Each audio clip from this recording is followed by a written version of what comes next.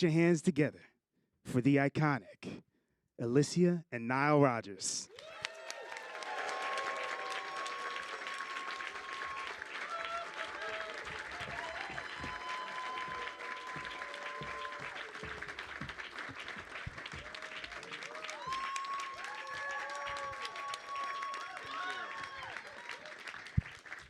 Thank you, Will. Thank you, Maria. Hi, everyone. Welcome, welcome, welcome. I'm Alissia. I'm Nile. Yes. So we're here today. Thank you so much, by the way, to the P&E wing of the New York chapter. They're doing some incredible things, and I was so... Listen to me, baby. Love it. Yeah, so we're here today. I was very honored when they reached out and asked for me to talk with Nile, because this is something I do all the time, very naturally, and ask questions, which is what I constantly do when I'm with Nile. So it feels very in theme and natural for me. So, of course, I have many questions, and it was very hard to narrow it down. But I'm just gonna start with one that I just think is so impressive. I mean, you've built such a legacy with your music and developed a genre of music really in itself that is so inspiring, just that in itself. And I was thinking, did you know at the time when you were starting Chic that you were shaping something so different, timeless, and iconic? And is it something where you saw a bit of a gap in the industry for that type of music, or is it just what came natural, or was it, I guess, like really intentional to go there with it, or was it just natural, you didn't think about it, and then... How many questions you ask me? I can't keep track of all that. But let me try and give you the holistic answer to all that. What happened was, at the time, I really considered myself, as Al Jarreau would say, a jazzer. Like, mainly I did gigs all around New York City, and loved the fact that every now and then we play standards, and that was great. And then I noticed that a bunch of my jazz heroes were getting hit records, doing dance R&B records. I was like, wow, check that out. Obviously, Herbie Hancock had Headhunters, Yeah. but at the same time, people forgot that there was, I hate to imitate the voice, but there's one a difference a day makes 24 a little while. And like that was happening. And then Herbie Man did Hijack, doo-doo-doo, doo-doo-doo, doo-doo, doo-doo-doo, doo-doo-doo. I mean, I was like going, wow, all these jazz people are coming up with, hip R&B records. Norman Connors, You Are My Starship. And I was like, so maybe there is a way that I could do this sort of R&B dance music, but with a sort of with jazzy undertones or overtones. And the very first song I wrote was this song called Everybody Dance.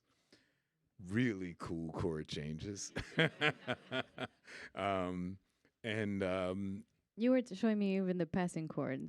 Pardon me? The passing chord Oh in the yeah, studio. right. That's crazy. That was, I, that was when I wrote that song. It was amazing. So my partner Bernard, he had a day job.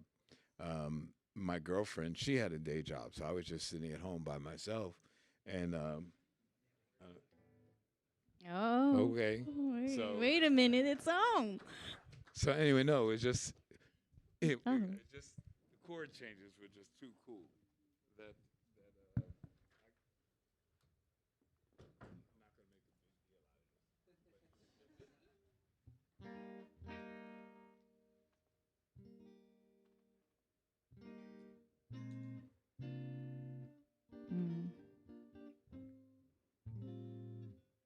Mm. I was like, are you fucking kidding? I got a minor.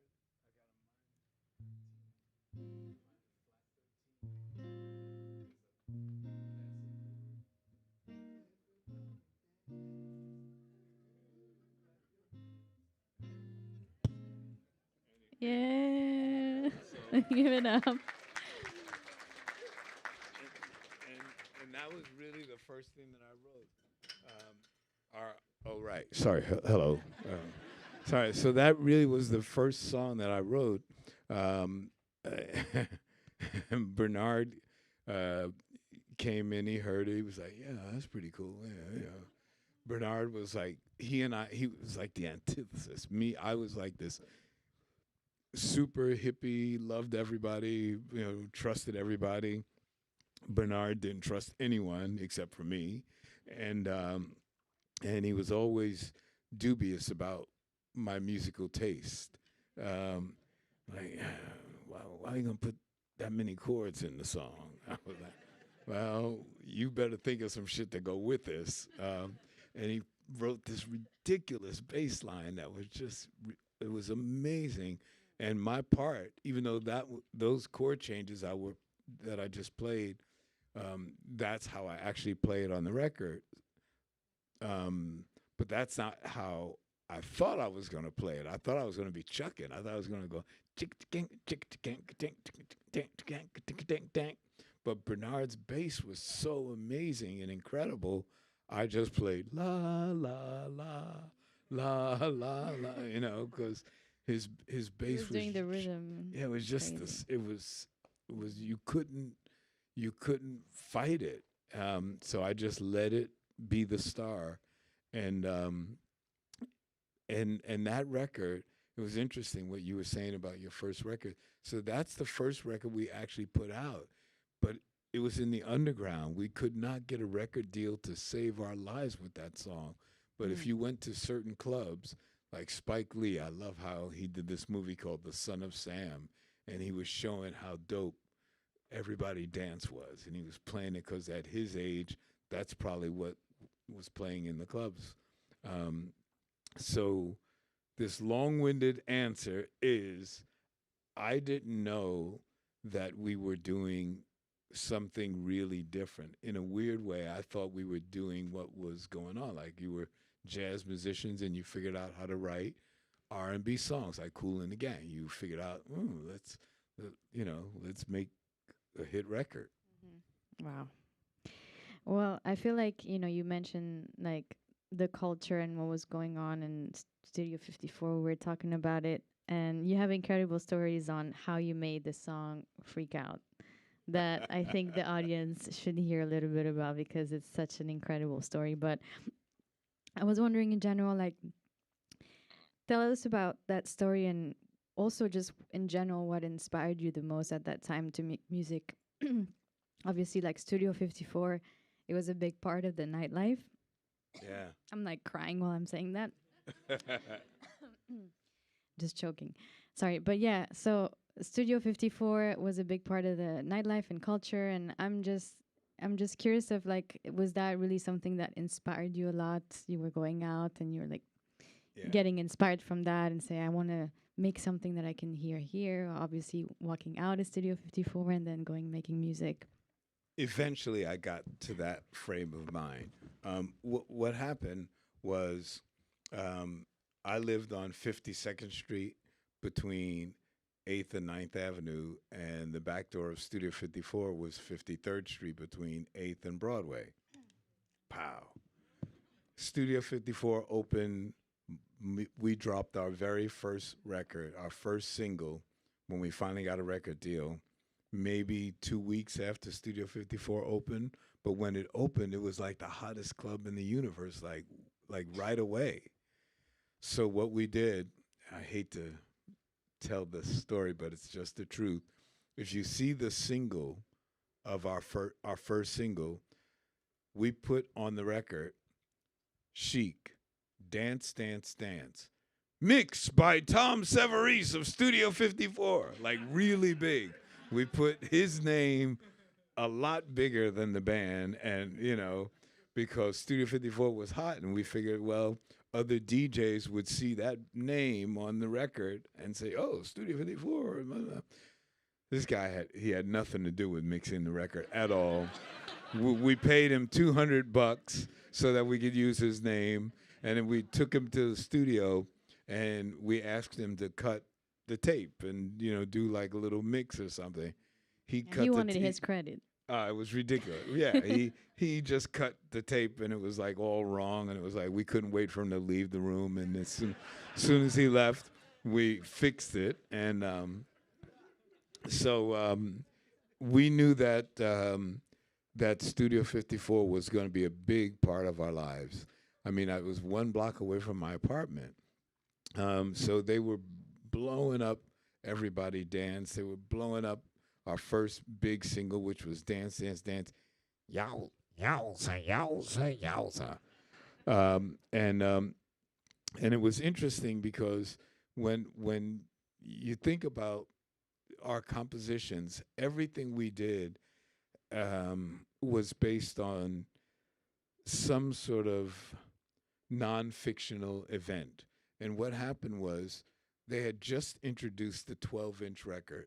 So songs were long. You could make a song really long, and instead of rolling off the bass at 50 cycles, shit, we could pump it up and make it loud. And clubs started putting in subwoofers. We're like, what? Are you kidding?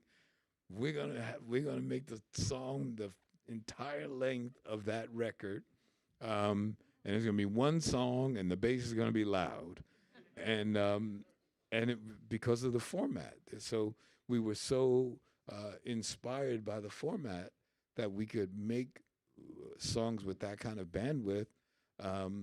We did, and you could go into a club and you could hear the difference between a Chic record and somebody else right away, because their record companies were rolling off the bass and trying to make it. Yeah, look, I love it. Shaking your head. You're right. I mean, I'm telling the truth. So other records would come on and they would be like, boop, boop, boop, boop, boop. Our records would come on, they go, boop, boop, boop, boop, boop, boop, boop. And it was like, it was killing. And so we happened to be at the right place at the right time, doing the right thing. It wasn't like we were a little bit clever, but there was this musician named Jimmy Castor, and Jimmy Castor was basically our guy. He's the one who got us the record deal. Ashford and Simpson were in our corner. As a matter of fact, I always say, and Valerie says, I didn't fire you. Yes, you fucking did. You fired me. I always say that Valerie Simpson wrote the nicest Dear John letter ever. We just wanted to be part of Hop, Sack, and Silk Productions. We just wanted to be down. And we play our first single, Dance, Dance, Dance, Yowza, Yowza, Yowza. And Valerie goes, you guys do more with 2 chords than I think anybody I've ever heard. Because most of our songs, we're just 1/4, 1/4, 1/4. Except for Everybody Dance. So she didn't hire us. And when she tells the story, she says, I knew that you guys were going to make it. It was nothing we had to offer you guys. We just knew that you were the real thing and you need to be out there with the real people. So Jimmy Castor is the guy. He took us from Buddha Records, which is where we got signed first, but Buddha didn't pay their bills, so they couldn't print the records so that we could be at the first Billboard disco convention. So this guy who was a senior VP went to Atlantic and said, look, you got to have these records for Monday when the disco convention starts. And in those days, the record companies had helicopters and private jets and all that. And they actually flew our masters by helicopter to Presswell in Pennsylvania. They pressed records up all day Friday night into the wee hours of the morning, flew the helicopters back, and then had a fleet of limousine drop off our records at all the discos up along the eastern seaboard. And with Atlantic Records, Tom Severese, Studio 54. So that way now the Billboard Disco Convention hits that Monday, and every booth or every room you hear boop, boop, boop, boop, our low end coming out of everybody else's room. Man, what's happening? This band from Studio 54, like what? It was all about the mystique, and we wanted to be. We used to say that we weren't gut bucket funk, even though we loved it, but we wanted to be sophisto funk. So we wanted to have this sort of New York posh kind of. Like, we're gonna wear designer clothes and the all coolest, that. you can say it, yeah. So I just got to say one other thing that I'm very proud of. We were the first, and you can look this up. You'll see we were the first people ever to name check fashion designers. Wrote a song for Sister Sledge called "He's the Greatest Dancer," and there's a lyric that goes Halston, Gucci, Fiorucci. First time it ever happened. And now buy a record, fucking record. They all go, yeah. My Lamborghini's rolling. Then my, it's like every record is name checking fashion designers and blah blah blah. But we did it first, and we only did it once. But Wow. yeah. Trendsetters. And it's so funny because I feel like, I mean, nowadays it's a bit different, right? Because of social media and everything. But back then, you kind of either on the radio or you had to go to the club, and it was a great way to really hear new songs and new things. So I'm sure you had to be friends with the DJ to, yeah, DJ had to be the best friend. But and also, yeah, I mean. I think you should just like quickly say that story about how you came up with Freak Out, because it's really inspiring how, it's a funny story, but also it's really inspiring of how you get inspired to make such big records like that. So every single that we put out was a hit. We couldn't believe it. So the first thing, Everybody Dance, even though we didn't get a record deal, people were still buying it. It wound up being our second single from our first album. So we had 2 hits there. Our lead singer at the time was a girl named Norma Jean Wright. We got her own record deal, and her singles were hits. Like, wow, this is incredible. So we had, like 4 hit singles in a row. Then we got commissioned to do this group, Sister Sledge, whom, by the way, we never even met. This is a true story. We never met Sister Sledge until they walked into the studio, and we kept them locked out because we were just finishing up the last lyrics on We Are Family, and we had written, produced, and performed their entire album because Luther Vandross was in my band, right? So who could sing better than Luther? It's like, so we didn't know any way to make records except use all our people. So Sister Sledge walked into the studio and said, "Wow, what is that?" "That's your album." "Who's singing?" "Well, you will sing on top of us, but that's us singing." Yeah. So yeah, we were in the mix. We were in the club mix. We had hit after hit, and somehow Grace Jones said, "Man, I don't know who these guys are, but I really think that I would like them to produce what would have been her then next album." We knew Grace Jones's records. We knew who she was. We loved her vibe, but we didn't know that the way that she spoke was really the way that she spoke. We thought that she was showing us how to get into the stage door of Studio 54 by using her interesting accent. Now, to our ears, it sounded like a cross between Bela Lugosi, like Dracula or something, a cross between Bela Lugosi, Bob Marley, and Marlene Dietrich. And but we thought, because in those days it was like, take this color Eminem out or something like that, and it was like, oh my God. She says, "So, darling, you tell them that you are personal friends of Miss Grace Jones, and you go to the back door of Studio 54. So we kick on the door because we had to be louder than the music. We're kicking and kicking and kicking. Finally, the dude opens the back door.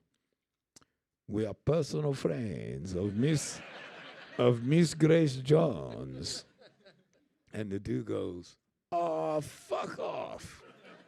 Slams the door right in our faces. And we go back and we start kicking again, trying to be louder than the music. And finally he opens the door and he says, "Didn't I tell you to fuck off?" Well, I told you how I live 1 block away from the back door of Studio 54. Like I would have never have dreamed of going into the back door. I had been in Studio 54 in the front, but I never was important enough. I'm going through the stage entrance. So anyway, we realized we weren't going to get in the studio that night. It was it was New Year's Eve, 1977, going into 1978, and Studio 54 was like hot as the surface of the sun. And so we walked back to my apartment, and we had to pass a liquor store. So we bought 2 bottles of Dom Perignon champagne, which is what we used to call rock and roll mouthwash. And we downed these 2 bottles really fast, right? Because we just were like pissed off. We didn't get in. You know, we knew that was Grace Jones. For some reason, we thought that if we got there early, we'd be more professional to Grace. We had no idea. Grace didn't show up until 3 a.m. We thought she'd be there for the New Year's Eve, you know, the ball drop and all that. So we never got in, but we drank the bottles right. We just swigged them right down. And I picked up my guitar and started playing this riff. And I was like going, all I could think of, non-fictional moment, all I could think of was, "Aw, fuck off. Aw, fuck off." And then I started singing, "Fuck Studio 54. Fuck off. Bernard. Aw, fuck off." So we start writing and just start throwing out lyrics. And, you know, any kind of lyric where the most appropriate response would be, "Fuck off," you know. And we were getting ridiculous. We were like Beavis and Butthead. Like, if your mom asks you to do homework, "Fuck off," and things like that. If a cab driver cuts you off, "Fuck off." So finally Bernard said, and, you know, we wore glasses, one, because I can't see, so, but I learned early that tinted ones were cooler. So Bernard had really dark tints, and he pulled them over his nose. That's when I knew he was serious. And he said, "My man, you know this shit is happening." And this is like at least 2 years before hip hop, and I'm like going, "Bernard, how are we gonna get fuck off on the radio?" "Well, let's work on it." So we started singing it and playing it, and I was a hippie. I grew up, my parents were beatniks, and so I used to drop a lot of acid and live the hippie life. So somehow I went into total hippie mode on Bernard, who's like from down south. He didn't know what the hell I was talking about, but for some reason I kept saying, "Oh man, you know, like, why don't we call it like freak out? You know, like, you know, like instead of saying like fuck off, man, you know, like we say like freak out, you know, like when you drop acid, man, you know, you have a bad trip." And Bernard is looking at me like, what just happened to my boy? Like, what happened? So then I got it together and I realized, oh shit, Bernard has no idea where I'm coming from. And really the only reason why I went hippie on him, I just was trying to give him an idea. Are we overtime? No. Okay. Okay, so trying to give him an idea, but just no matter how much we sang Freak Off, just did not lift my skirt. Was not, I'm serious, just was not happening. We kept trying to make it work. Fuck off, freak off, freak off, freak. man, it's not working. And then I went, freak out. Like, yeah, freaking out. Like I said, man, you drop acid and you have a bad trip, you freak out. He still didn't get that part, but he liked it because then he said, oh, yeah, and it's like that dance my kids are doing. Bernard had kids. I never had it. Bernard had kids, wife, the whole deal. And I said, like that new dance your kids are doing? Yeah, that dance called The Freak. Oh, shit. We gonna write a dance record? Let's do that. So we go out, we run to Colony Records. It was over on Broadway in 40-something. And we buy 2 records that were the definitive records on a dance. We buy Chubby Checker, The Twist, right? That's got to be the blueprint for a dance record. And then we buy Joey D and the Starlighters, The Peppermint Twist. This has got to be it. This has got to be the blueprint. So we play the song, and Chubby goes, come on, baby. Let's do the twist. I'll try and speed it up. Come on, baby. Let's do the twist. Take me by my little hand. And go like this. Twist. So he never tells you how to do the dance. We listen to Joey D and the Starlighters. They go, hey, we got a new dance, and it goes like this. Well, the name of this dance is Peppermint Twist. All right, Peppermint Twist. Boom. Well, all right. We're like, what the hell? None of these guys show you how to do the dance. We thought it was going to be, you put your right foot in, you put it. None of that. So we write, have you heard about the new dance craze? Listen to us. I'm sure you'll be amazed. Big fun to be had by everyone. It's up to you. Surely can be done. Young and old are doing it, I'm told. Just one try and you too will be sold. It's called The Freak. They're doing it night and day. Allow us. We'll show you the way. And of course, we don't show you the way because we don't know how to do the dance. So we just go, freak out. Just like, let's twist. Or, so that's the real story, the whole deal. Woo! Damn. I mean, this is incredible. Oh, and it's the largest selling single in the history of Atlantic Records to this I was just day. going to add that. Damn. I was just going to add that. It's so impressive and so inspiring of, like, how you get inspired and also that connection you had with Bernard Edwards. It's so incredible. It's just that, I mean, you guys made a lot of records together, and I feel like a lot of people wanted your secret sauce, party sauce, and you've collaborated with a lot of different artists.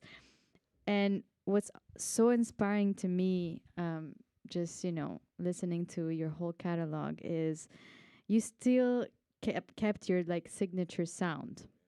But as I'm a producer as well, right? So it's always interesting, that balance between like emerging in that artist's world, yet keeping your sound so iconic, so distinct, and so original. And with people such as David Bowie, Diana Ross, Madonna, and recently, I mean, so many more, but Daft Punk was a big one with Pharrell.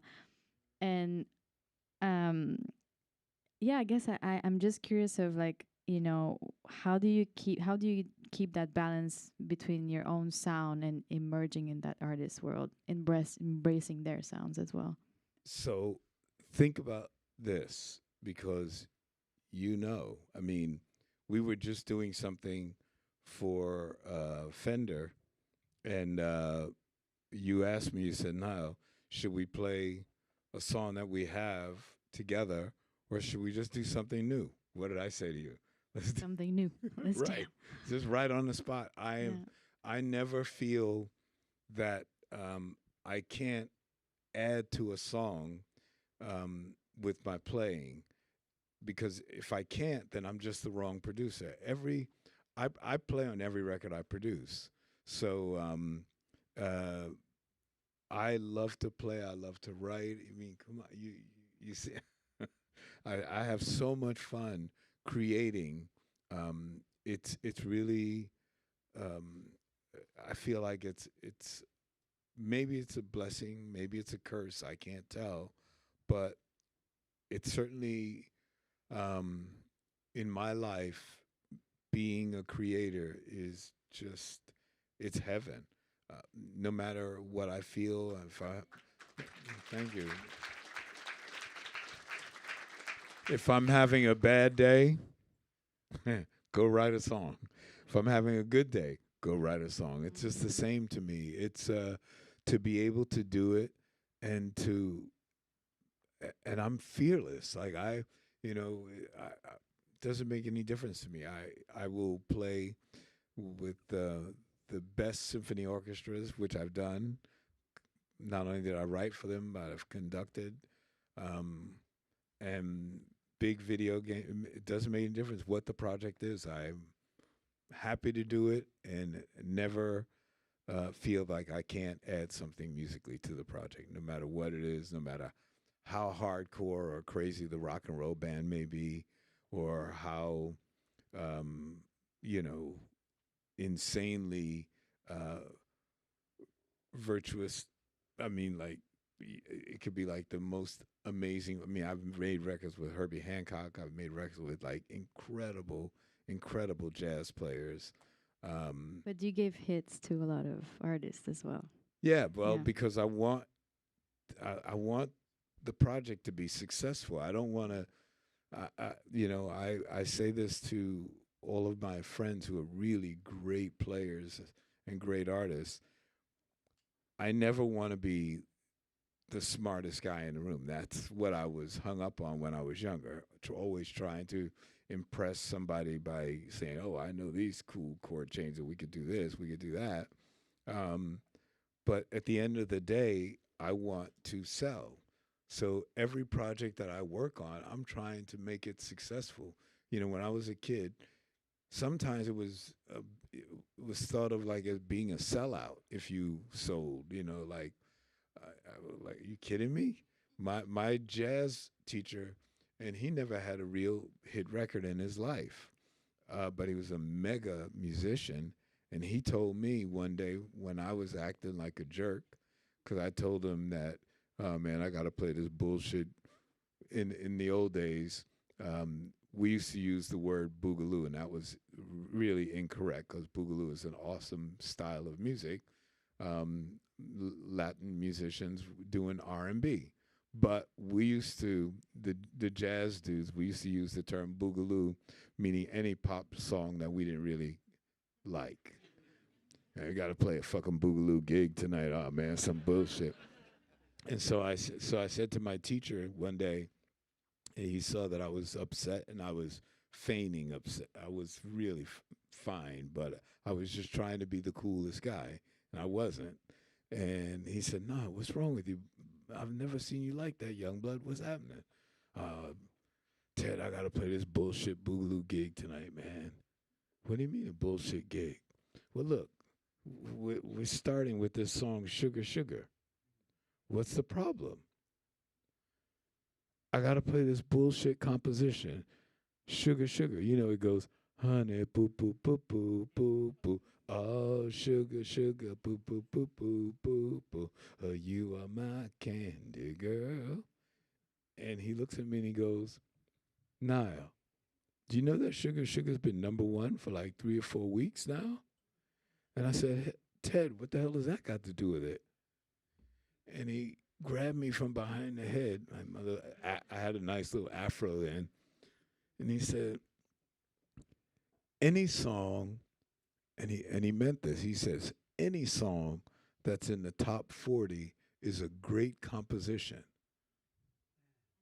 I said, how can you say something so absurd that you think Sugar Sugar's a great composition? He said, absolutely. I said, why would you say something so absurd? He says, because it speaks to the souls of a million strangers. And I started crying right there on the spot. And I'm holding myself back now because I'm in that moment with him. And then he showed me at that split second what a real artist was. That person who talks to a million strangers, people you'll probably never meet, but people you will touch their hearts with a song that goes, honey, do, do, do, do. It's like, and a couple of days later is when I wrote Everybody Dance. Wow. I feel like we should clap every answer. um, it's so outstanding to me, and then we're gonna soon go to not go somewhere, but Q&A, Q&A, open yeah. the conversation. But I just one thing I must really mention is that is so impressive the way you've remained culturally so relevant across decades, and it's so interesting to see and inspiring to see. I mean, no matter what club, wedding, festivities, anything, I mean, everybody's playing your song, and as a DJ, the dance floor is always packed on your song. So, and it's really also inspiring the way you're so open minded, and me included when I reached out to you to work with you. It's so inspiring that you really are open to collaborating with the new generation of musician. So that being said, one question that sometimes people ask me, but I want to ask you, if you could go back and give yourself, your younger self, one piece of advice, and what would it be? Do exactly what you did. Because everything that happened to me on paper sounds ridiculous, but somehow it all wound up making sense. And that's why to this very day, whenever I'm planning something out, I always tell people, no matter how much planning we do, no matter what we do, let's just do the best job we can, but let's try and have fun because probably it's going to be a flop. But at least if we have fun, we can take that home with us. Like I know she and I will be friends forever because we have fun. I mean, it's all good. Um, doesn't make any difference. Well, it makes probably a difference to you if it sells. But to me, I want it to sell, but I know that chances are most of my records won't sell. But I always try and have a good time. I always make the musicians feel good. Um, I I love playing. I mean, she's right. I probably have, I don't know, at least 7 or 8 just straight up club records now playing. I like working with DJs. I like working with new artists. You know, underground to me is really where it's at because that's what we started in the underground. We were hoping to get one hit record, and I wanted it to be Everybody Dance. It did become a hit, but for a year it just played and people loved it. They were going bananas, but we couldn't get signed. Like a record company couldn't hear it, but people could hear it. And that's what I learned from my teacher, to be able to touch the souls of strangers, even though the people who were in charge, I didn't touch their souls until after we had the hit with Yowza Yowza Yowza. Next thing you know, they want to have meetings with oh, hey, maybe you should produce the Rolling Stones. What? Well, maybe you should produce Bette Midler. Are you kidding me? Well, we got this group called Sister Sledge. Oh, I know them. Love Don't Go Through No. Okay, cool. We'll produce them, but still we do it our way. And remember to have fun in the studio. I feel like Always. you always like that. So thank you so much for everyone for coming.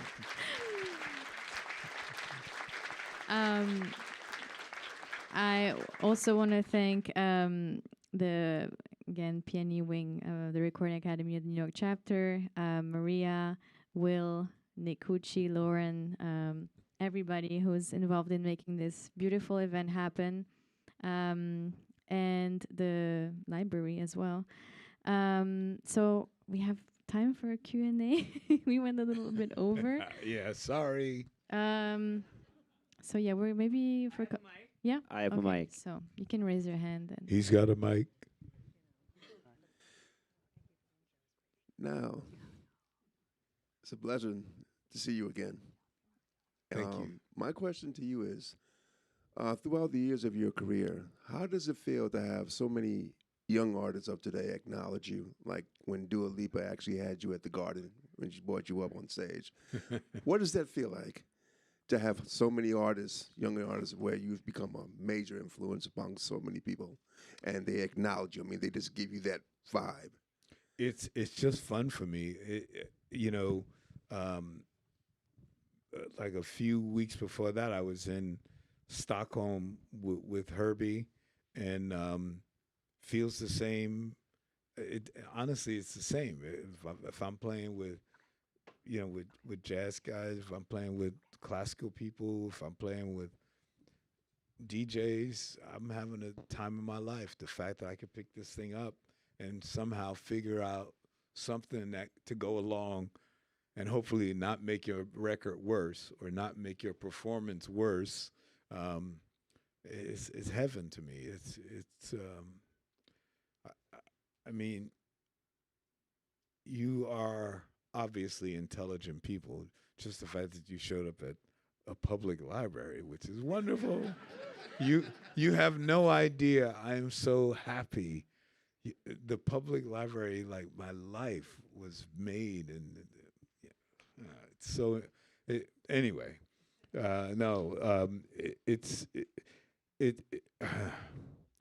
To be a musician, to be an artist of any sort, and to be able to do it in a very healthy way. Fuck it, even to do it in an unhealthy way. Wow, I did it so unhealthily in the beginning. It was ridiculous, but I had such a crazy work ethic. I'd pull me up off the floor and I'm ready to go make the record, even if I was out all night. And trust me, there were a whole bunch of nights where I was out all night and laying on the floor sleeping. The artist walks into the room, I jump up, make a hit record. So it feels good. All right, you guys, why don't you have the last word? And we got to say goodnight. We got to clear the floor. Thank you to the Recording Academy. Thank you to the New York Public Library. Alissia, our last word. Last word? Yes, please. For me? Yes. No. I want to hear you say something. No, I'm just really inspired by you.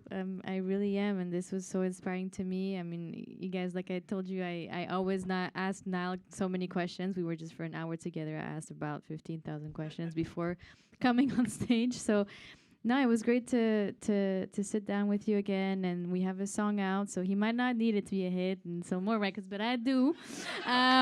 So it's called Hypnotic Night. Go stream on all platforms. No, we have it queued up for right after this. Queued up. All right. Okay, let's go. No, but thank you all for coming, and have a great night. And thank you for everything. Thank you. Yeah, round of applause for Alissia and Nile.